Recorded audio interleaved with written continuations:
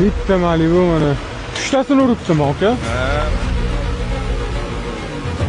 Hali ham naqa o'nga olib qo'ygan okamlar. Ustilarga chiqib ketarkan-da bo'lmasa. Ustiga chiqib, oilasi o'tiribdi ichkarida.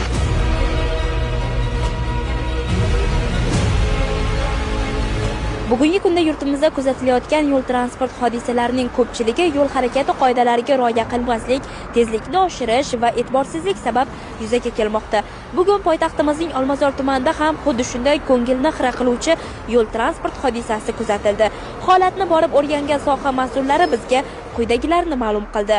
Joriy yilning 25-yanvar kuni soat taxminan 10:40larda poytaxtning Olmazor tumani Ahmad Donish ko'chasida Malibu 1, Nexia 3, Onyx va Damas rusumli transport vositalari ishtirokida yo'l transport hodisasi sodir bo'lgan. Yo'l transport oqibatida Nexia 3 avtomashina haydovchisi va 2 nafar yo'lovchilarga shifokorlar tomonidan birinchi yordam ko'rsatilgan.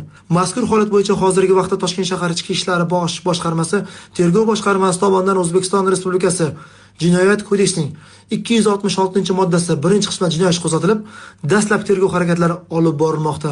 Avtomashina boshqarish jarayonida haydovchilardan belgilangan qoidalarga rioya qilishlarini so'rab qolamiz. Hozirda mazkur holat yuzasidan Ichki ishlar bosh boshqarmasining tergov bo'limi tomonidan Jinoyat kodeksining 266-moddasi 1-qismi bilan jinoyat ishi qo'zg'atilgan bo'lib, tergov harakatlari olib borilmoqda.